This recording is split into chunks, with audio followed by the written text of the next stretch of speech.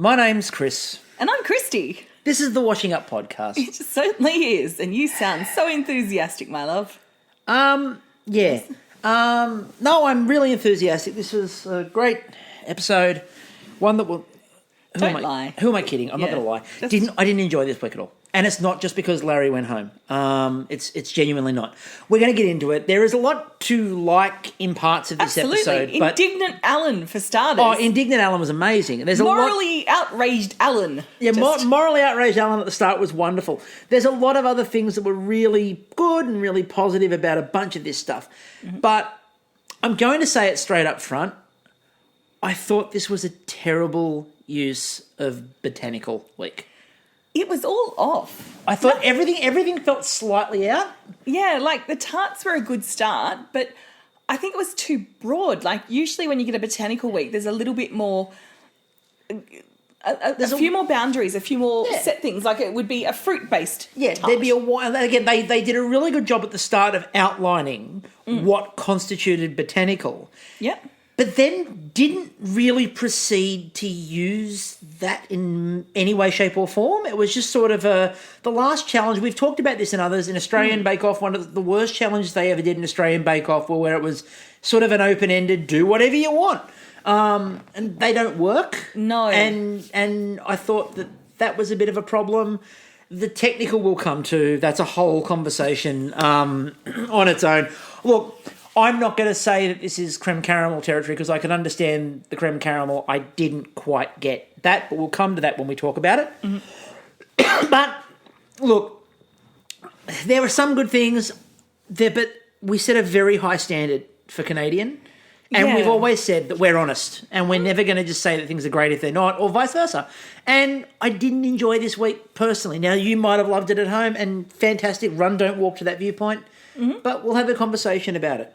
Before we get there, let's talk drinking game card. All right, let's do that before we get to Larry's balls. I just turned my back for a second disaster. Now... Almost. No, see, here's the thing. I'm going to leave it up to dealer's choice. So, Mahathi forgot that her tart cases were in the oven. They were slightly over as a result of this.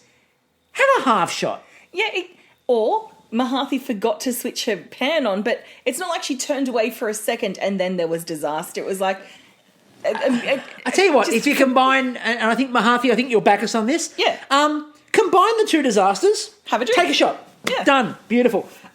Baker proclaims, this is my week. No, to the point where, and we'll come to it in a moment, one baker very skillfully walked right around that booby trap. Like that was some Matrix-style dodging. You know, you just saw Bruno and Kyla putting out the bullets, and then Tanner just leaves, but slow-mo. You know what style. it is? What? Calabrian background. Yes. So... At the age of 3, he was having to learn to dodge bullets. We decided to add a new one this week. We added Robin Hood flower sighting, and you would have been drunk after about 45 seconds of the show, because after 45 seconds of the show, there were no fewer than 8 sightings of sponsor product. Including a double shot of the sponsored product with Raffacat and Maggie. Now, it's still not the greatest example of sponsors product being in a show. I mean, it was a great effort. I mean, Australian used to have a fridge completely made up of Devondale. # you ought to be congratulated. But the gold medal goes to New Zealand. For Dole Pineapple. and 1 week in New Zealand Bake Off, they had Dole Pineapple as a sponsor, and they were making pineapple cakes, and they gave them fresh pineapples, and next to it, a tin of Dole. And not to mention a tag, the Dole tag on one pineapple. And a bag of Dole pineapple pieces just in the background. And I'm like... They're not even close to using Dole pineapple. You've given them fresh ones. That was brilliant. The term herbaceous... Look, we're not snobs. Tinned and bagged pineapple have their places, you know, like in my mum's trifle. But if you're sponsored by a pineapple company, probably use their product. But if you're using fresh, don't then mock them by putting the sponsor's product next to it. That's... You know, that's like when Australian Bake Off briefly was sponsored by Dr. Oetker icing. Oh. You know, a pre-made. It was an Australian version. It's the low rent Betty Crocker. Oh God! Low rent Betty Crocker. No, that's just rude. Betty Crocker is like, don't associate. That's why I said low rent. Doctor, and who gets a fucking doctorate in making shit icing. Well, if you've had their icing, there's no doctorate to be had there. That's some Dr. Nick Riviera. Exactly. And one not to be named baking chain in Australia that was once a proud sponsor, to which everybody inside Australian Bake Off, all the contestants said, I would never eat there in a million years. Anyway, rosewater, the term herbaceous is used. Now, Larry, and we didn't pre-see this. This was Kristie, at one point yesterday, we were putting the card together to pull back the curtain a bit. Yeah. Kristie looks at me and goes, is herbaceous a word? I feel like it should be. Yes, and it should be on the bingo card. Larry hit it. Rosewater. Possibly my biggest disappointment in rosewater. No rosewater. But there was lavender. Oh, wasn't there lavender? But not on our squares. The triple shot bonus and references a BTS song. And this was your chance. There were dumplings. Should have got there. Didn't quite get there. There were dumplings, like BTS's hit song. Dumpling. I love you like I love dumplings. Yeah, well, look, if it was good enough for our next square, it was good enough for... Our next square is the square on this card appears on the official GCBS bingo card. Now, look, you can watch these episodes in depth to get blinding insight, or just read the social media bingo card from GCBS, because I'm not suggesting that somebody watches the show and then just writes down what they see on the bingo card. But they had a very specific reference to Sheldon's ancestors on the card, and that didn't appear in the preview last week. No, I think it was. I think it was also on last week's card. But I think they've put a couple of things on that will work for every week. Okay. So if you really want to, just go and read the bingo card, and you can work out what's coming next week. It'd be great. Yeah. Also, yeah, you needed to take a couple of shots. The butter thing is still definitely there. 2.5 kilos, Mahathi. Well done, Mahathi. Well done. The technical has no cooking time instructions. I don't believe it did. No. Now, I can't 100% confirm this because at this point I was blind with rage, but I don't believe that the dumplings had a cooking time. I would ask you, Mahathi, but... I'm sorry, you know we love you. You know we love you. And I can say the same thing to Larry, and I can say the same thing to Maggie, because they did turn their stoves on, and, still. Well, you know. Alan removes his hat. It is our white whale. It is, this is Moby Dick, and we are waiting for Alan to take his hat I've off. got my harpoon ready. I don't know what I'm going to do with it, because it just seems like it's more of a metaphor than a literal thing.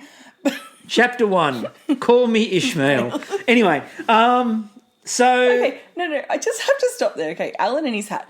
In this shitty, the shitty mobile games you play? Yes. Okay, I'm playing one called Something Makeover. Anyway. It's so shitty you don't even know what it's called. I don't know what it's called. It's called Something Makeover. Let's just leave it at Something Makeover. Something Makeover, okay. And in Something Makeover, there's these little kind of puzzles that come up with a figure behind it that's posing, they're like a model sketch, when the designer's gone, this is my inspo, and they've got the model sketch.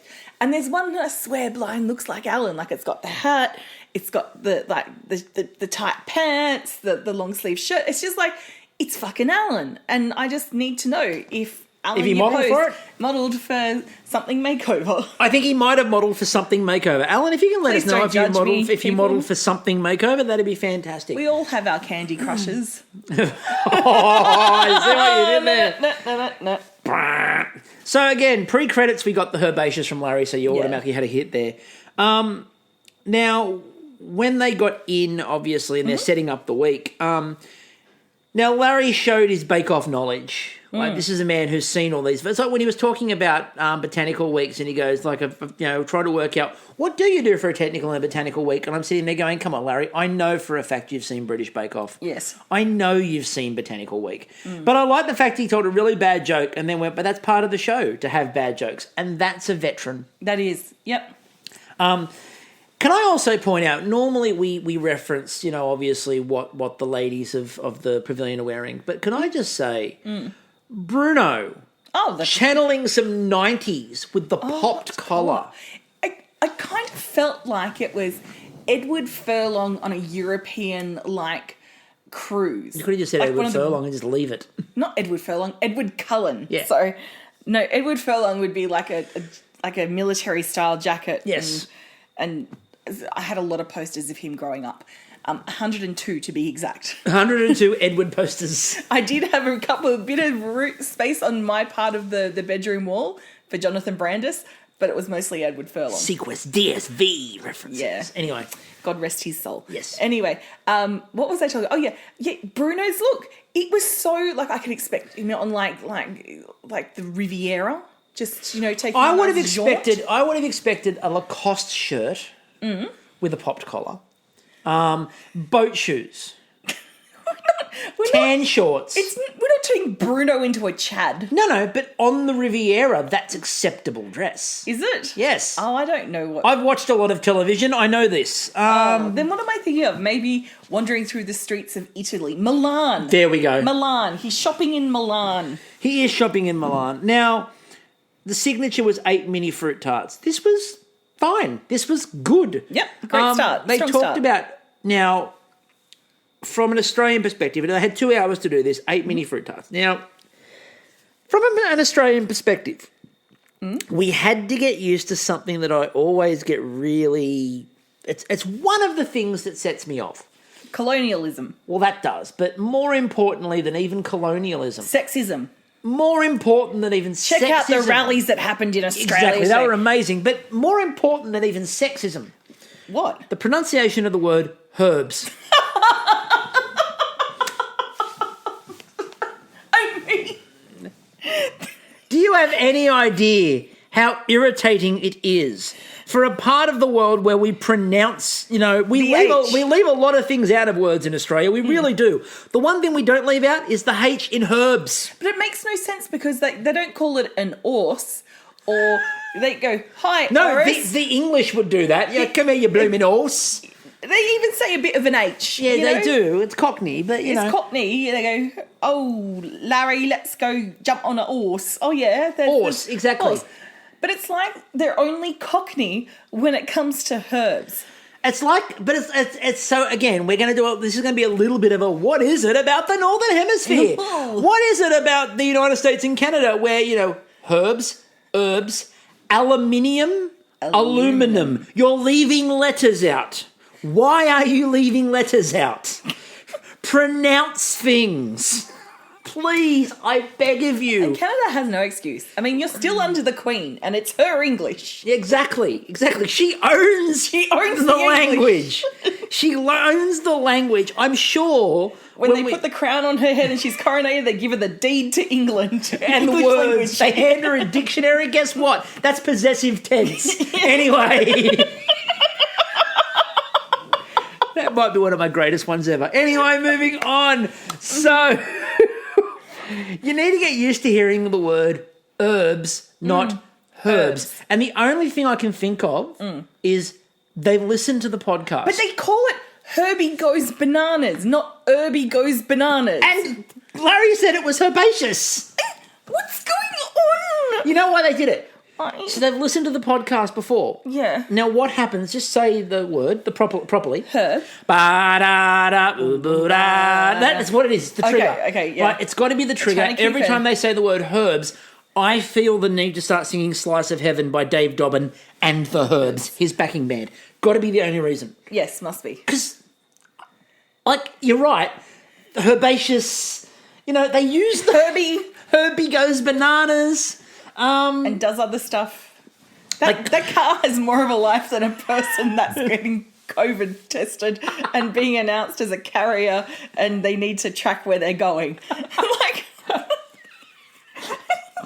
Anyway. Sorry. No. Our 60-day community non-spread ended yesterday. So. Yeah, with one. But there's actually some talk that might actually be a false positive even. So. Who knows? It was someone who was vaccinated, though. That'll be interesting. Pay attention to that case, folks. Anyway, moving on. They did say that it must be pretty, and for me that was the first hint that Larry might be in trouble this week. Because he's really good at doing the basic pretties, but it's not his specialty. No. Not his forte. It isn't his forte, but you never know. People just whip something out, They get in trouble for that. They get in trouble for that. Anyway, this is the moment where we cut to Tanner. And he talked about doing a thyme crust orange blossom cream with strawberries and clementine. Now, clementines are mandarins in Australia. Now, he avoided the "this is my week" call brilliantly. He did. They said... So, do you want to be star baker? Is that on the cards this week? and he just, full Neo, just not backflipped, what's it called? Backbended that by just kind of dodging that and saying how, I don't know, I can't remember the words because He got the hell out of the way. He did. He just dodged. Yeah, he did. Now... He got out of dodge. He got out of dodge and dodged. Now, what I really thought was interesting, as a bit of foreshadowing, he talked about everybody else who was potentially, Star Baker quality. Yeah. The only two people he didn't mention Yes. were Rafficat, who was Star Baker, and Larry, who went home. Oh, no. Is Tanner... We talked last week, and obviously he's an amazing man with a Calabrian family. But... Is he a Strager? Is he a Calabrian Strager? Is that why Tanner's, in the tent, because he's very comfortable being in tents with a glass crystal ball or mixing bowl? It's got to be the only thing I can think of, because, he didn't mention those two. No. One of them was Star Baker, and one of them went home. So, yeah, I don't know. Maybe he has conspiracy. He doesn't have the sight, he has the shadow. So if you're obfuscated when he's talking about you, it's going to happen to you. So Possibly. You put all the numbers that could be in the lottery down, and the ones he doesn't say... Pick them. Perfect. That's fantastic. Everyone, ask Tanner for the lottery numbers and then the ones he doesn't say. Now, Rafficat was making a brown butterberry tart. Try saying that 5 times fast. Brown butterberry tart. No, Anyway, I can't say it fast. no. And, Bruno was waxing lyrical about brown butter. Butter was involved. So therefore, obviously, Bruno was waxing lyrical about it. There was almond cream, and then there were peaches and berries. Billions of peaches and berries. Look, it's like the presidents of the United States of America. We're talking about the ones from the 90s, just descended. Pop some peaches in the tent. Gave out some peaches. Not the ones in the tins. Yes, they do come from. They don't come from a can in this case. Yes. But you know where they do come from? Where? Mahathi's dad. Why? Because he's a fruit importer. Now, I wonder if Oyax knew this. Why? Because, of course, Oyax talks a lot about importing mangoes. Ooh. I wonder if while he was in there, Mahathi's like, got a hook up for you. I got a hook up for I'll hit up Dad. I'd like to find out that Mahathi's dad becomes like the fruit dealer for Bake Off. I like there is just hanging outside the pavilion with like a big coat. Like a jumbo triple size coat, just like, yo, I got a lychee, my man. Get out of my head, I was going to say lychee. It's when he produces the grapefruit. It's the funniest of the smuggled... low-hanging grapefruit. It's the funniest of the smuggled fruits. Oh, my plums. Plum distress happening. So, tropical tarts with pineapple curd and guava cream. Guava cream sounds interesting.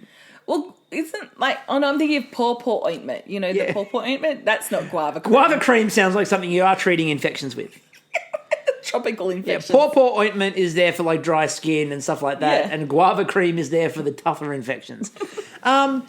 So Maggie, when they got over to Maggie's bench, they got into this conversation about to strain or not to strain because like she was doing the lavender cream. Yeah. At which point they were like, yeah, you should probably strain that one. And Kyla's like, but I never strain. I never strain, but you can strain, but I never strain, but you can. And again, peach flower. So peaches seemed quite popular. Again, I wonder if Mahathi's dad had a deal. Plus, it's probably summer over there and it's stone fruit season, so I'm here for it. True, but if Mahathi's dad's having them imported, it doesn't really matter where they're from, to be honest. Yeah.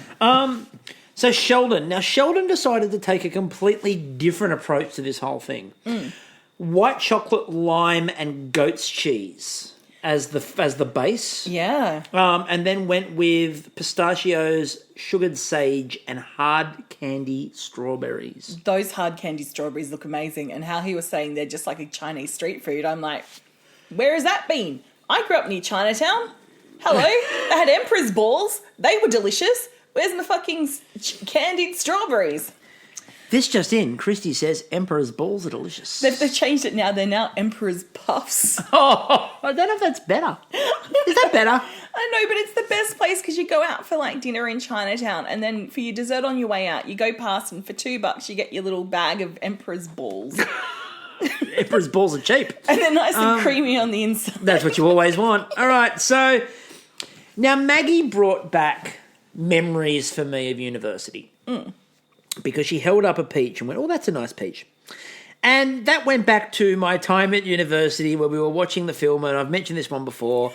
The women on the front lines in World War II working in an orchard, doing their bit for service. And she's up the tree, climbing on a ladder, and the cameraman is giving a very low-angle shot of her rear end as she's picking fruit, and the cameraman very loudly goes, "Look at those peaches!"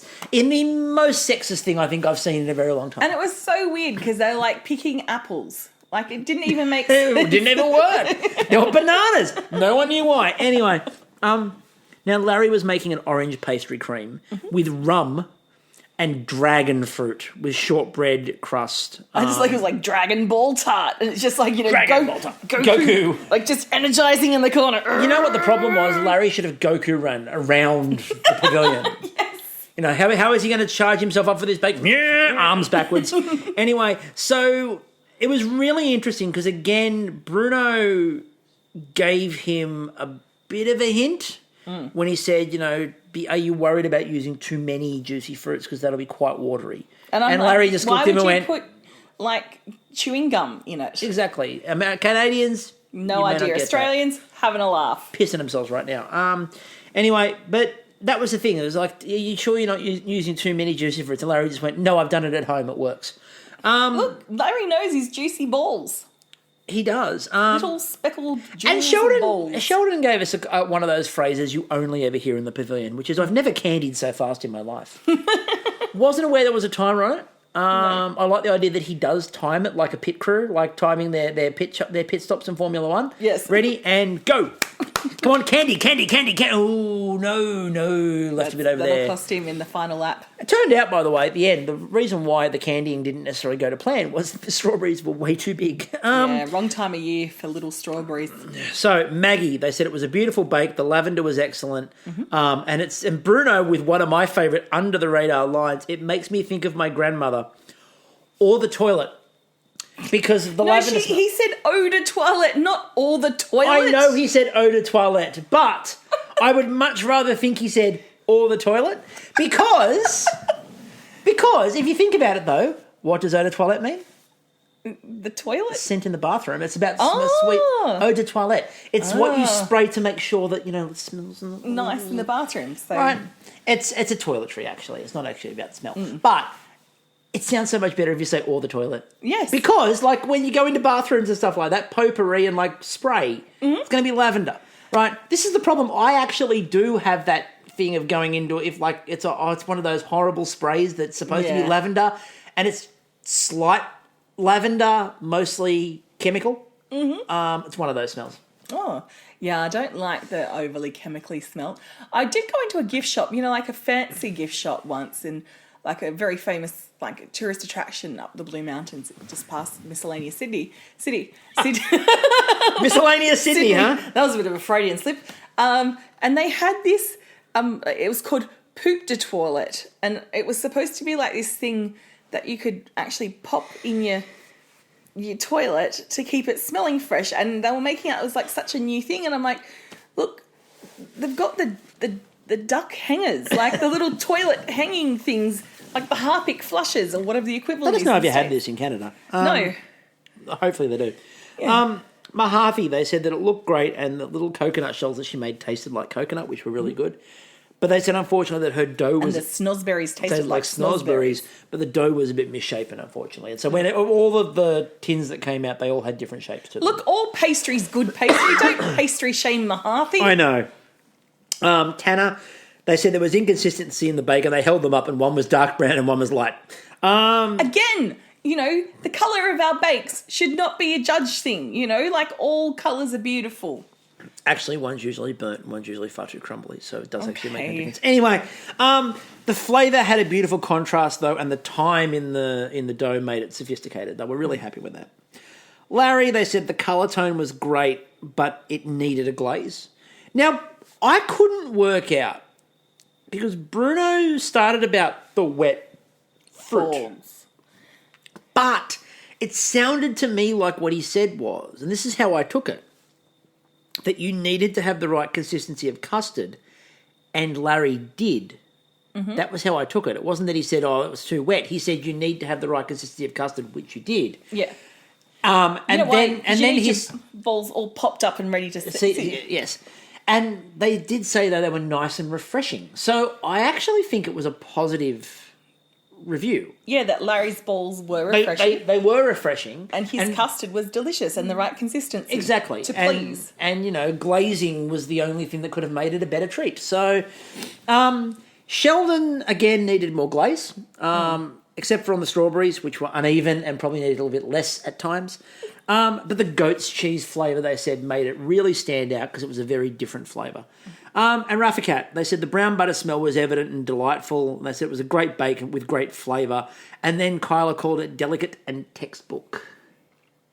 That's just such high praise. And you could see Raffacat was pretty stoked with that. And at this time, I'm like, ooh, I think we have a contender.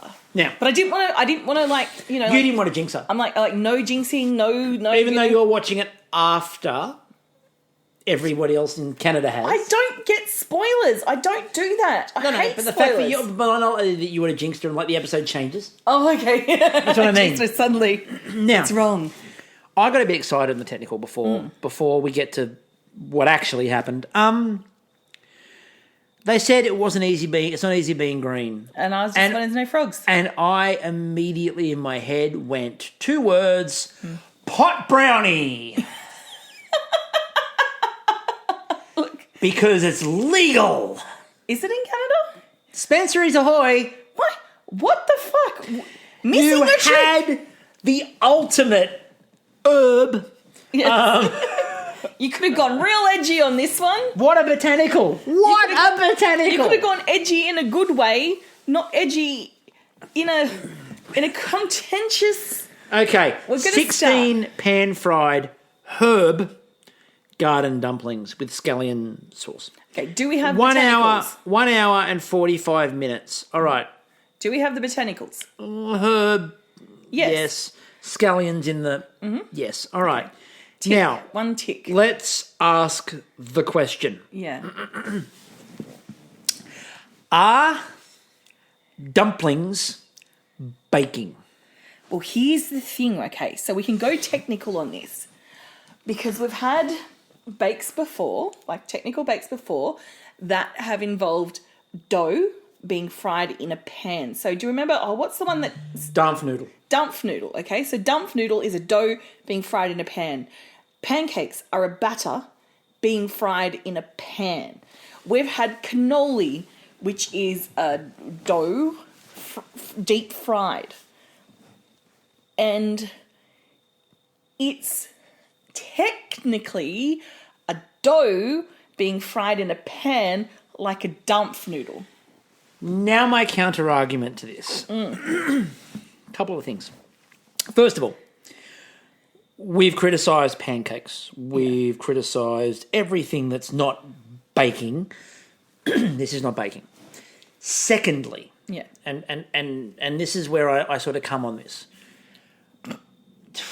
I knew you were going to do that. I shouldn't have said that. So this is where I am on this, right? The dough was not ultimately the focal point. Now, No, we've it had wasn't. this conversation around burgers in Australian where they didn't focus on the bread, they focused on the meat. Yeah. And they focused on the quality of the patty. And we said that was not baking because the bread, the burger bun, was not the focus. And at one point in the Australian one, Matt Moran pulled the burger apart and just ate the meat. Right? I also have to say, most bakes, you would say, could this be purchased in a bakery or a patisserie or something similar of that? And dampfnoodle can be, right? Yes. And pancakes can Can be. Not even in, like, I don't know, I presume you have them in Canada, but like the Asian bakeries here in Australia don't sell dumplings. It's all, you know, like the delicious, delicious Japanese cheese. I know, they're amazing. But the problem is for me with the challenge, and this is, and again, we've always said we're open and honest about all of this. I don't believe that this, again, with so many options that could have happened, I struggle to work out why this was the option. The dough, even though they went on about the dough possibly, some of them being under and some of them being over, the dough consistency wasn't the focus. The consistency was twisting on the top, which is not an ultimate skill on this one. You could have done that with any other baked good. And the chicken filling inside, and the chicken and the herbs, and could you eat it? Right? And that was the defining difference between them.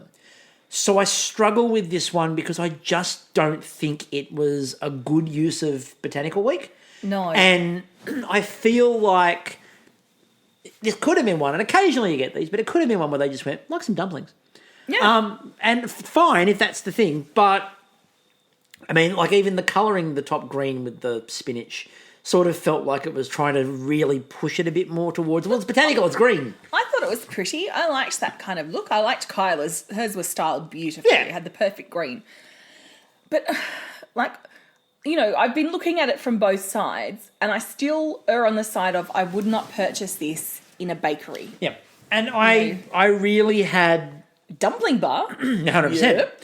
But Is a dumpling bar a bakery? Nope. Yeah, I was Is really... it delicious? Yes. I was really Do worried. I now want dumplings? Of course I do. Raffa Cat would take and eat it out. Yum cha. What do you call it? Dim sum in Canada too. God, Kristie, get it together. Anyway. What were you saying? Now, we'll go through what actually happened in the challenge. So Sheldon turned around, they said about, have you, goes, no, well, why would I make them when I can buy dumpling wrappers? True. Right. Fair call. Now, at this point, when Bruno and Kyla were there cutting them open, there was very much a cult Australian movie, a cult Australian movie, The Castle.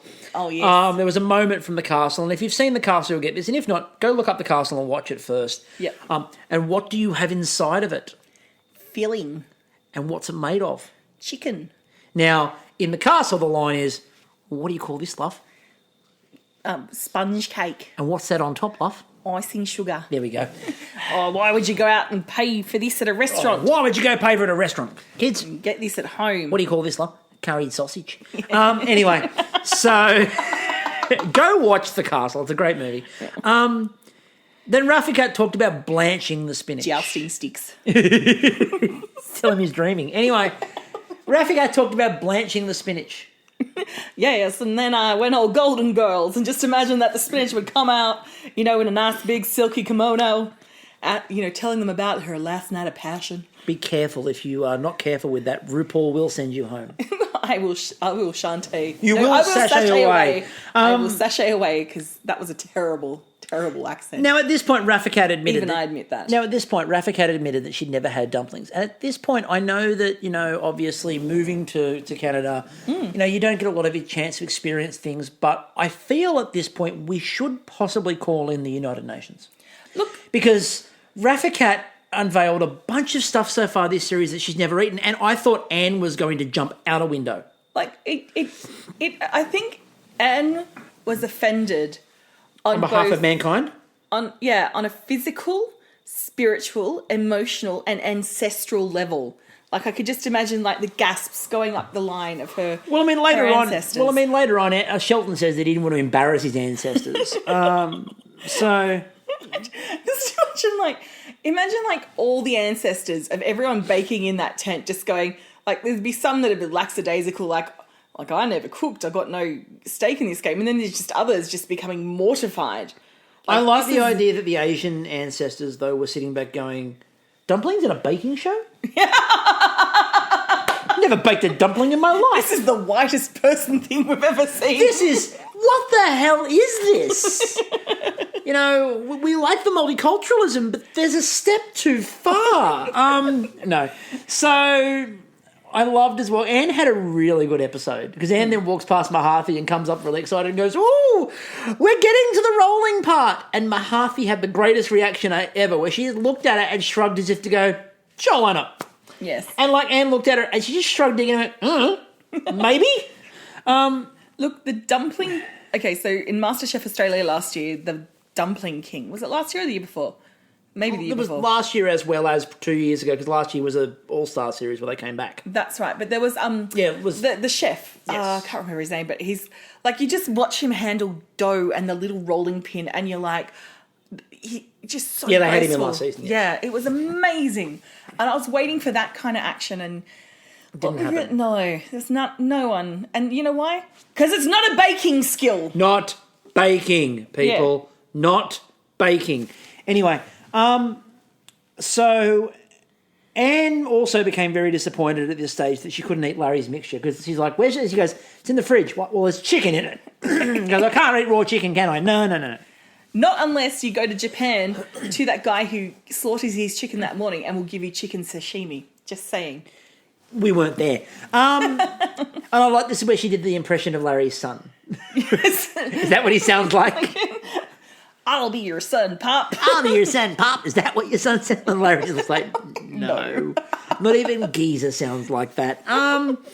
So, and again, Mahathi had a lot of gold in this episode too, where she turns around and she's like trying to wrap the tops of the dumplings and she goes, you know what? We're going with it because we don't have time. Yes. And then, unfortunately... Or an on switch. Forgot the on switch. We love you, Mahathi. Look... We've all done that kind of bullshit. Look, it happens at least once a season where someone forgets to turn something on. We've had it where they forget to turn the oven on. We forget, again, I turn my back for a minute and they overcook or they undercook or the oven goes out. We've seen that before. Mm-hmm. So we've seen all of these sorts. Nothing we've seen so far is a brand new disaster. It happens to somebody in every... Look, there's times when I've eaten pea and ham soup at 10 o'clock at night because I have just... popped all the ingredients on, put the water in, and walked away from the stove and haven't switched it on. Haven't turned it on. No. So, look, it happens to the best of us. So, judging. Tanner's, they said the dough looked tight. They had a bit of a difficulty in... He had a difficulty in searing it, and they were a bit overly doughy. If only they'd known what the rest of the quality was going to be, they probably wouldn't have been so harsh. Mahathi, they said the shape actually looked good. So her concern was the shape wouldn't look very good. And they're like, they look amazing. Your shape, not a problem. And then Bruno picks them up and goes, they look a little bit undercooked. And then he turns it over and goes, there's no sear on that at all. Obviously, there's been a problem with the searing. And it still didn't twig. And they broke it open. And then they're like, the chicken is pink. We're not eating this. And Mahathi managed to sit there with a perfectly straight face. You know, I hoped afterwards that she was able to cook them properly and they got to at least enjoy them even though she was judged for them. Look, hers they could have just gone and cooked and fixed. Yeah. Frozen them, taken them home and cooked them for dinner. Exactly. Sheldon, they said they were a little bit different to what they were asking, but the flavour was really good. Rafficat's had good shape and they just said they were good.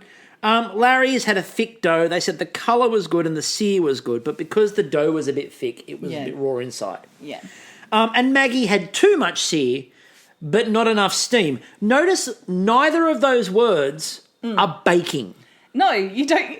Like, you do need a bit of steam when you're cooking your bread. You know, you want a little bit of the steam in there to get a nice crusty top. But searing is not a term, maybe for steaks.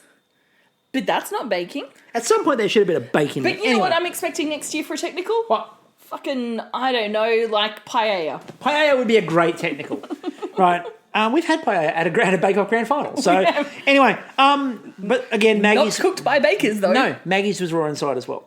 Now, so it was Mahathi, then Maggie, then Larry, then Tanner, then Sheldon, then Rafficat. And I felt like they had Rafficat, and then they went, don't quite know. And the last three, they were kind of like,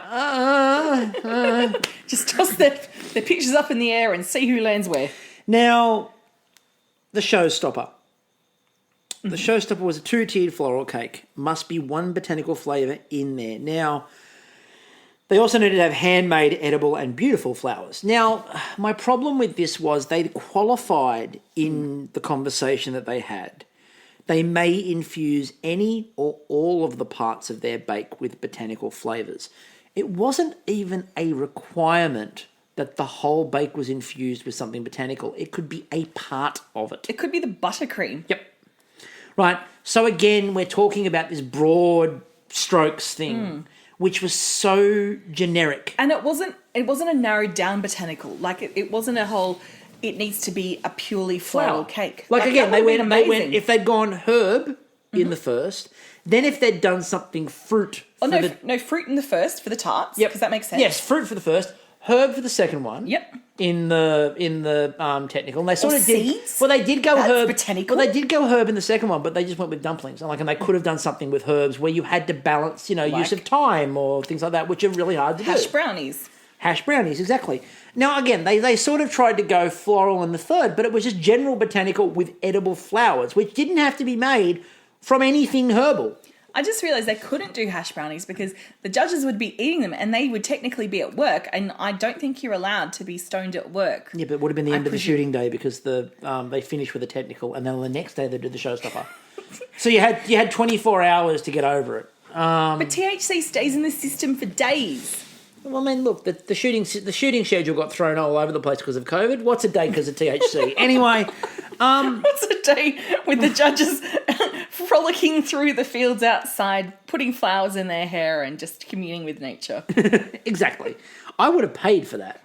I would pay extra for just that episode. That would make the wildlife shots a lot more interesting this week. I would have just like Bruno and Kyla just laying on the lawn watching the birds fly overhead. Would have been amazing. Studying a squirrel in the tree for hours. Yes. Just hours. Bruno, where you are? Go away. Busy. He does a nut. That's it. Have you ever thought of just chomping on the nuts? Just chomping on the nuts. I think that would be just hours of Bruno saying chomping on the nuts. I would just fantastic. Anyway, very avant-garde. Very much so. Bruno or Noel Fielding doing a French accent. Anyway, who knows? Now Maggie was looking forward to this challenge. It was 4 hours. She was looking forward to the challenge because of the pretty cake element. Yeah, and that's Maggie's strength. And look, I'm here for it. I thought, something about botanicals, the aesthetic, and particularly on the Instagram bakes, is the look of them. You want it to look floral and fancy, and why not give that, free reign, but back it up with a bit more constraint. Like just, we want flowers on the outside, we want to taste flowers on the inside. Flowers everywhere. Yeah. Flowers drifted by the rain. Anyway, moving on. From that Keith Urban song. Raffacat, hibiscus raspberry with buttercream roses. The first of the bakers to use hibiscus, not the last, as we'll come to in a moment. And again, look, there's not a lot to say about Raffacats at this point because we'll say more about hers in the judging process. Yeah. Now, Mahathi went with chrysanthemums and lavender with rambutan jelly. Now, couple of things of this. First of all, let's just get it out of the way. Whoa, Black Betty, rambutan. Whoa, Black Betty, rambutan. We'll get that out of the way. Secondly, chrysanthemum. Yes. Chrysanthemum is a word that has been around my house for as long as I can remember. Why? My father, of course, is a horticulturist. Oh, right. Yes. Now, he always used to tell this story. We have a joke in my household that my father's stories are so often told that we have them by number. Number 37 is his story about, I think it was his great uncle saying, spell chrysanthemum. And he turned around and goes, why will I ever need to know how to spell chrysanthemum? Cut forward to when he's a horticulturist. Oh, there we go. And needed to spell chrysanthemum all the time. Now, I've heard that story so often that the word chrysanthemum is around me all the time. And guess what? What? Still can't fucking spell it. Look at my notes. Not even close. No. Anyway, so with the rambutan jelly, though, I like the idea that she did the rambutan jelly. Mm-hmm. Right, that's a really awesome flavour. And Alan is absolutely right. Rambutans do look like they're going to sprout legs and run away. 100%. But again, if anyone was going to have a rambutan, it was the person with the fruit smuggler. Okay, so he's gone from being an importer to a smuggler. Next, he's going to be a fruit pirate. Yarr. He is now. Mahathi's dad, the fruit pirate. So then we... Shiver me lychees. Shiver me lychees. Sure, I'll make you walk the grapefruit. So then we have... I'm back at the fruit pirate. Just firing coconuts. Take that, you scurvy dogs, because you don't eat enough vitamin C. Here, take these oranges. That could be fantastic. He's a fruit pirate that goes around saving sailors from scurvy. With fruit. With fruit. He's just firing citrus and vitamin C. Where we can... Just making sure they're all good. Like, all these other pirates are coming in to scuttle the ships and take all the... No. He doesn't want Not your booty. Mahathi's father. He's there to make sure the fruit lands on the deck. Yar, you scurvy dog. Eat that and you won't be. You'll just be a plain old ordinary dog. Eat that, you be regular. Anyway, Larry... Got these bananas. How's your potassium? Somebody do a potassium check.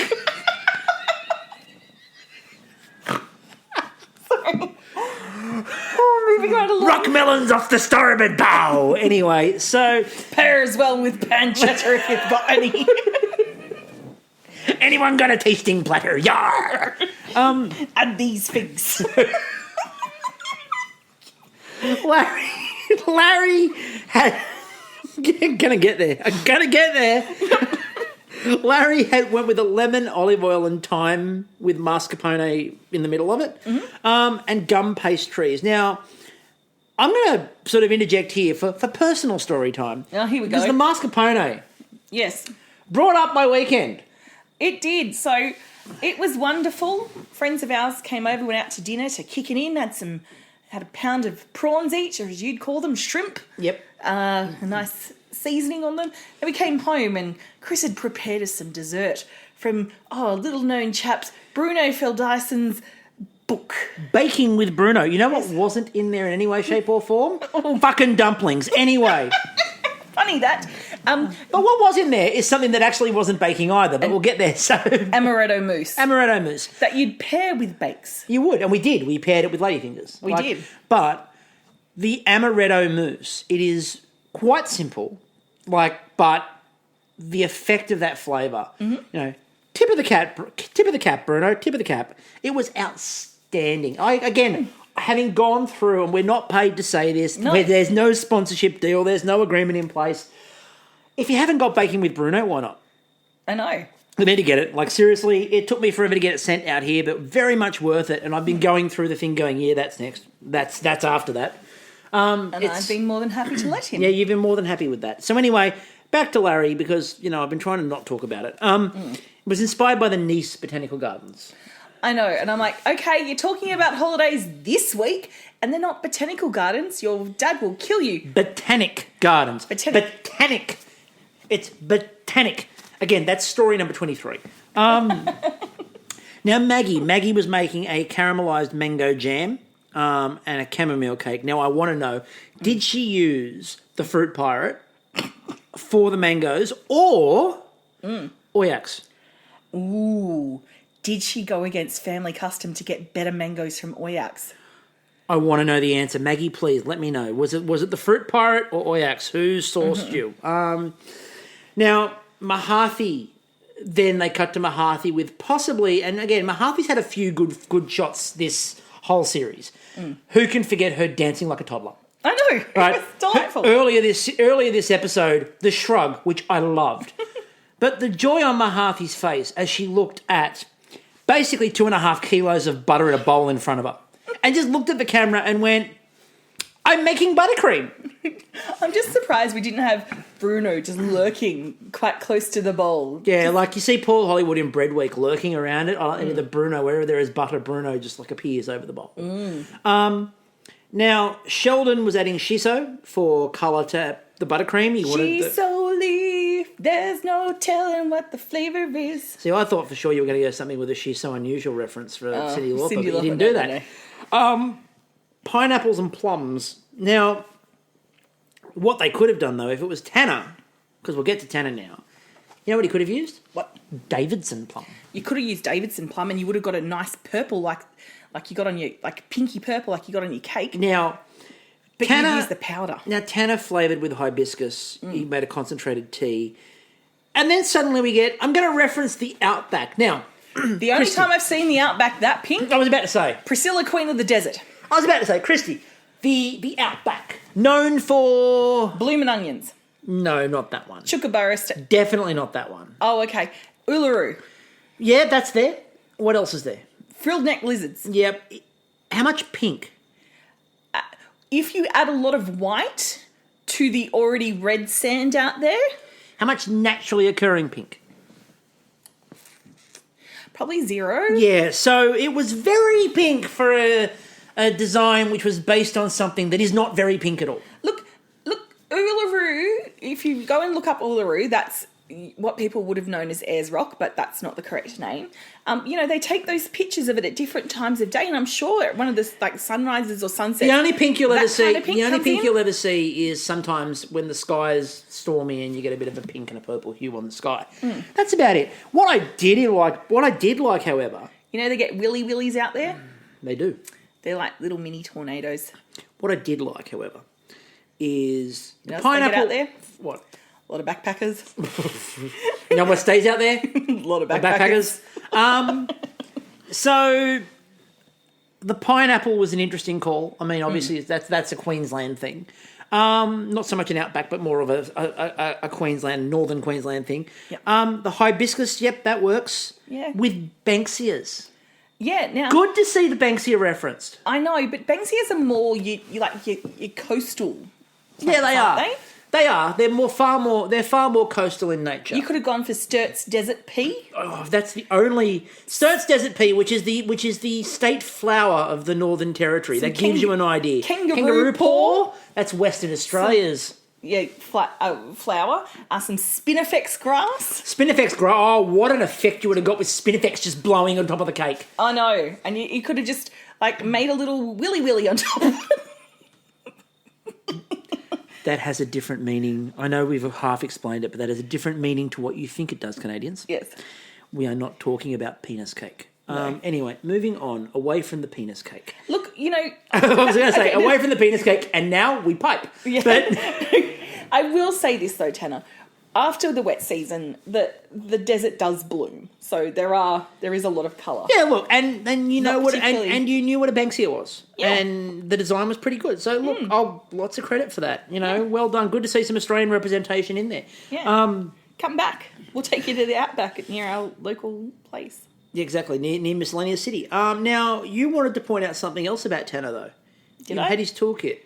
Oh yeah, Tanner, your flower making toolkit. I've got the same one, but I use it for polyclay. Now, the flower making is really interesting, and I think this is a good chance to shout out friend of the podcast, friend of the show. I haven't actually got to shout him out in a while. Okay, Mr. Robert Harwood, whose birthday it was, by the way, last week. So happy birthday, Robert! And whose birthday of his upcoming loin fruit is also. See, I made it. Loin fruit, well done. Because it's Botanical Week. Botanical Week, and we're talking about Robert's loin fruit. Yes, he's going to be so tickled by the word crotch loin spawn. fruit. He'll be more tickled by the word loin fruit. Anyway, Robert is an absolute master at making roses, in particular, and his work with you. Yeah, he taught me how to make a really nice one. Yes, in a Canadian link. Oh, yes. Anne-Marie.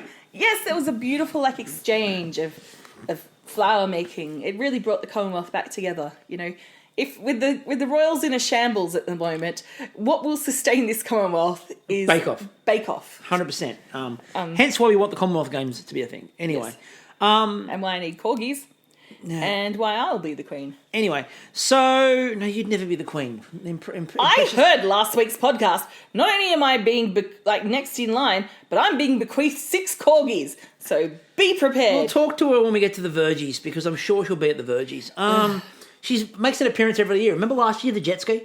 Yeah, and that must be when I'm getting my corgis. And we'll find out. Anyway, now Larry was making little lemons and olives to go on top of his. Now, unfortunately, he didn't get them all on at the time, which was a bit of a problem. Yeah. Maggie finished the challenge and looked at it and just went, I'm just going to eat my cake. To which Anne walked over and went, you worked for it. You worked for it, girl. You eat that cake. And Maggie was everyone at the end of this episode, I think, just eating a bit of cake, looking at it going, well, that was a week. Sheldon. Now, they said his cake looked like a Hawaiian shirt. They said there was a good ratio of cake to filling. The top layer, however, needed more filling. So they said at one breath, they said good ratio, and the other one they went, but needed more. But it's the loud uncle cake, really. It really was. Now, it's going to rock up and have a few stubbies at your barbecue. Now, the big thing was the flavour in the shiso, which was going to be amazing. As Bruno said, and this was really good in terms of the technical stuff that Bruno does from time to time, and Kyla. They both do it really well. When Bruno said, well, the problem is when you're using things like the butter, the shiso doesn't really hold the flavour in the butter, so you need a lot of shiso to get the flavour through with buttercream. You should have put it into the cake. Oh, okay, because I would have presumed that the flavour from the leaves came from an oil, but obviously not in the case of shiso. Yeah, well, Because I know when you're baking those special brownies, you need to, like, get the oil into another oil, like your butter. I feel like a bit of a shout out to our comrades over at Baked Canadian Takeoff is in order. So, hey guys, how you doing? I really hope you enjoyed this one, and I hope you too wanted that technical. Anyway, Maggie. So they said the 3 techniques on her different forms of piping and decorating were excellent and demonstrated that she knew piping. They said that the chamomile flavour was really good and the mango was great, but the cake itself was dry. Tanner. Now, they said it captured the essence of the Australian outback, which we...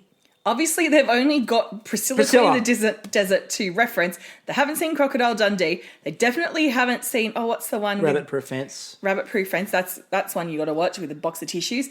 And the one with Noni Hazelhurst's husband, who's like... Ex-husband. Ex-husband, who's the killer. Wolf Creek. Wolf Creek. No pink in Wolf Creek. Lots of red, though. Anyway, they said that it was very pink, but the icing was kind of rushed and a bit poor. And like Kyla called him to task on it. She's like, this up here is beautiful, and then pointed to the bottom of the cake. This down here is not. And there were big gaps.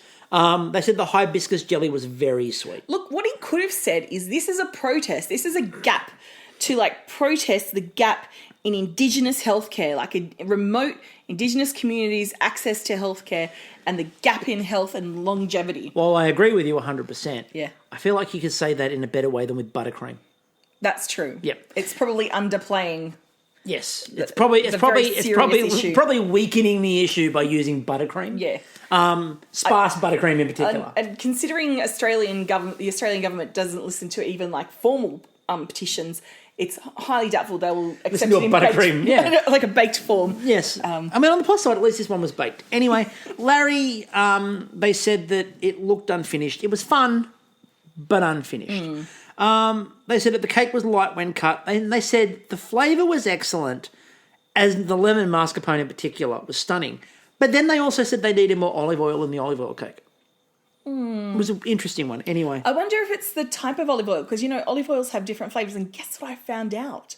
You know Cobram, you know the Cobram olive oil? Yes. The Cobram olive oil that we buy in the supermarket is not even the good oil from Cobram. There we go.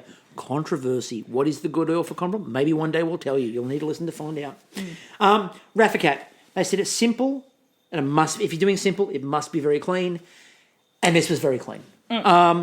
They thought it was social media worthy. And then they cut it open and they said the hibiscus was great, really nice texture. Then they cut the raspberry cake open and went, this flavour's not quite there. But the top one's great. Yeah. Now this, I think, typifies the week, is that everyone was sort of good. I kind of, and again, I will probably be corrected a million times, I kind of felt that none of the bakers really enjoyed the week as much as other weeks. No, and everyone had something that didn't quite work, and it felt like they were struggling to work out how to make the best use of the flavours, which is where that guiding and structure could have helped a bit more. Yeah, and I think Raffacat did a brilliant job. Like her piping was gorgeous, and the decoration was just beautiful. And like even though the raspberry flavour didn't come through, and I think it's a very difficult flavour to get through. Yes. You know, because you need the raspberries in a certain state. It still looked beautiful. So yeah. And then Mahathi. So Mahathi, they said, was easy to cut. The Rambletown jelly was the star. But as a result, we needed more Rambletown jelly. Yeah, and look, I think you need to refer to Mahathi by her actual title, Pirate Princess Mahathi. Pirate Princess Mahathi. Fruit Pirate Princess Mahathi. It's quite a mouthful, but we will do it in your honour. You know, of course, in honour of the Fruit Pirate. Anyway, Raffacat was Star Baker, and it wasn't really close. No. Then we got to the going home bit. Larry. Okay. Look, we're proud of you. You got to top 6. Okay, now that Kristie has said that, Larry, you were the chosen one. By Chris. You were supposed to bring balance to the Bake Off force. We had this planned, Larry. You were going to win and demonstrate that listening to our podcast gets you a win in Bake Off.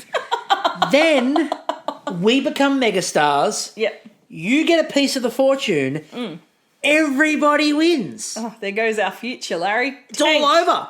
All over because of olive oil. Cursed olive oil. It's, you know what? This is a get square for all of the times we've bagged out olive oil on MasterChef podcasts. Yep. This is the get square. I'll take you down, big olive oil. I will get you on behalf of Larry, our fallen comrade. Now, look, I think Larry demonstrated what we've actually always sort of known about Larry is that Larry is amazing and super talented in every damn thing that man does. I don't think it's too much of a stretch to say you will be hearing from Larry in the very near future. You will be hearing from a couple of other bakers too in the very near future. We've had a really busy week or two. Yes. So there's a lot of backlog of podcasts coming your way very shortly, and you'll be hearing from a lot of people. Yeah, and like if you can, my mum's back down with cancer again. Little bastard, we thought we'd evicted it. So if you've got any good positive thoughts, just send them her way. If you got any like millions of dollars you want to give me, send it my way. Or corgis. Corgis as well. Kristie, also very welcome. Corgis for cancer. Corgis for cancer. No, I am not oh God, that's terrible.